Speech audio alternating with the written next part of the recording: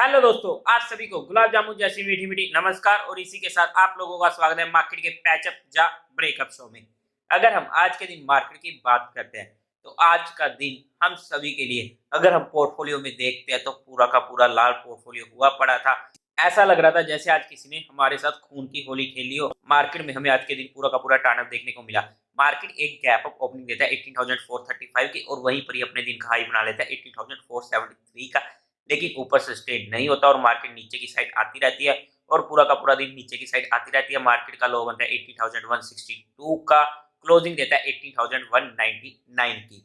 ये एक bad closing होने वाली है। बस पॉजिटिव पॉइंट इतना सा हुआ है कि मार्केट ने अपनी 50 मूविंग एवरेज के ऊपर की क्लोजिंग दी है। और आज के दिन में अगर हम सेक्टर वाइज देखते हैं तो सिर्फ निफ्टी, हेल्थ केयर और फार्मा सेक्टर पॉजिटिव में रहे। हालांकि आईटी भी पॉजिटिव में रहे, उसके अलावा सारे के सारे सेक्टर आज नेगेटिव देखने को मिले हैं। एडवांस डिक्लाइन रेशियो में भी अप्रोक्स 320 शेयर्स ही आज के दिन ग्रीन में रहे हैं। बाकी सारे के सारे हमें रेड निशान में आज देखने को मिले हैं। ऐसा क्यों हुआ आज के दिन वगैरह वगैरह वो सब बातें हम बाद में लास्ट पार्ट में डिस्कस करेंगे। इसी के साथ अगर हम एफ आई और डी आई डाटा की बात करते हैं तो एफ आई ने आज 1100 करोड़ की सेलिंग करी है, वहीं पर डी आई ने 1700 करोड़ की बाइंग करी है। इसी के साथ अगर मैं एलिन इलेक्ट्रॉनिक्स आईपीओ के फाइनल डिसीजन की बात करूं, आईपीओ अच्छा है, कोई भी हमें जहां पर दिक्कत की बात देखने को नहीं मिली। लेकिन अगर मैं एज अ डिफेंसिव होकर भी बात करता हूं तो रिटेल कैटेगरी में तो मेरा ऑलमोस्ट सर्टेन कि मैं इसे अप्लाई करने वाला हूं। लेकिन मार्केट के मूड माहौल को देखते हुए और जो ये खबरें आ रही है जिसकी वजह से मार्केट में हमें ताराशाही होते हुए देखने को मिली है, तो अगर इसमें अच्छी डिमांड आई आई मीन कि अगर ठीक ठाक डिमांड आ जाती तब ही जाकर मैं रिटेल कैटेगरी में इस आईपीओ को अप्लाई करूंगा बीइंग एंड डिफेंसिव। और जहां पर अगर अच्छी डिमांड मुझे देखने को मिल जाती है तो वहां पर मैं इसे एचएनआई कैटेगरी में अप्लाई करने की सोच सकता हूँ बीइंग एंड अग्रेसिव ओनली। जो भी मेरा इसमें डिसीजन रहेगा कैसे इसमें एचएनआई और क्वालिफाइड का पैसा आ रहा है वो मैं आप लोगों को टेलीग्राम चैनल पर अपडेट कर दूंगा। लेकिन अगर हम लोग डिफेंसिव है और हमें जहाँ पर डिमांड देखने को नहीं मिल रही है तो इजीली हम इस आईपीओ को अवॉइड कर भी सकते हैं। लेकिन जो भी ये डिसीजन रहेगा, ये मेरा पर्सनल डिसीजन रहेगा, आपका क्या रहने वाला डिसीजन वो मुझे कमेंट करके जरूर बता दीजिएगा। और टेलीग्राम चैनल का लिंक आपको डिस्क्रिप्शन में मिल जाएगा, या फिर आप direct market love affair search करके वहां से भी ज्वाइन कर सकते हो। और उसी के साथ साथ वहां और भी एडिशनल इन्फॉर्मेशन दी जाती है, लेकिन वो कोई भी इन्वेस्टमेंट की नहीं होती। अगर फिर भी आपको इन्वेस्टमेंट करनी होती है तो एक बार अपने फाइनेंशियल एडवाइजर से पूछकर ही काम करें, बिकॉज वहां पर जो भी एडिशनल इन्फॉर्मेशन दी जाती है वो सिर्फ एजुकेशन, लर्निंग और केस स्टडी पर्सपेक्टिव ही दी जाती है।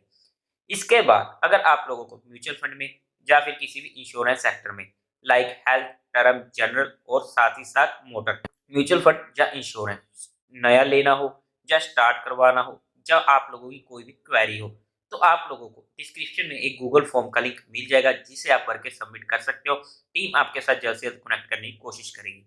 और अब अगर हम कल के दिन मार्केट की बात करें तो उससे पहले आज के दिन मार्केट में हुआ क्या, तो सिंपल सी बात है, चाइना में चले कोविड केसेस वगैरह दोबारा से और इंडिया में आज उसका सुनने को आया कि पहला वेरिएंट मिल चुका है, जिसकी वजह से हमें यहाँ पर थोड़ी दिक्कत देखने को मिली। और इसी के साथ साथ हेल्थ मिनिस्टर की मीटिंग चल रही थी, तो वहां पर सभी चीजों को अगर हम देखें भी तो देखो सबसे पहली बात तो किसी भी एक रीजन की वजह से मार्केट दो बार क्रैश नहीं होती है। हो सकता है कि 5-7% का हमें जहाँ पर देखने को मिले, बट मेजर क्रैश आ जाएगा जैसे कि कोविड के टाइम पे आया था, वैसा कुछ नहीं होता सेम रीजन की वजह से। और रही बात अगर हमारे स्टॉप लॉस हिट होते हैं या फिर अगर हम लेवल्स की बात करते हैं वहां पर भी हमारा 30 पॉइंट्स का स्टॉप लॉस होता है। अगर आप लोगों ने अभी तक ऑप्शन बाइंग सिंपल स्ट्रेटेजी की वीडियो नहीं देखी है तो मैं आप लोगों को आई बटन में टैग कर देता हूँ, उसे चेकआउट करना मत भूलेगा। अदरवाइज मैं जिस तरीके से आप लोगों के साथ लेवल शेयर करता हूँ आप उन चीजों को कभी समझ ही नहीं पाएंगे और बिना फालतू में फिर आप लोगों को वहां पे लॉस होने वाला है। लेकिन लेवल्स डिस्कस करने का मतलब ये नहीं होता कि जैसे कि कल के टाइम पे जो लेवल डिस्कस किए गए थे वो परफेक्टली काम करे, हर बार ही करेंगे। हर बार कोई भी सही नहीं होता है। लेकिन अगर हमारा स्टॉप लॉस छोटा होता है और टारगेट्स बड़े होते हैं तो हमें ओवरऑल अच्छे प्रॉफिट में रह जाते हैं और उसी चीज को हम ध्यान में रखते हैं। फिर उस बेस पर ही हम कोई भी एंट्री वगैरह बनाते हैं ताकि हम ओवरऑल प्रॉफिट में रहे।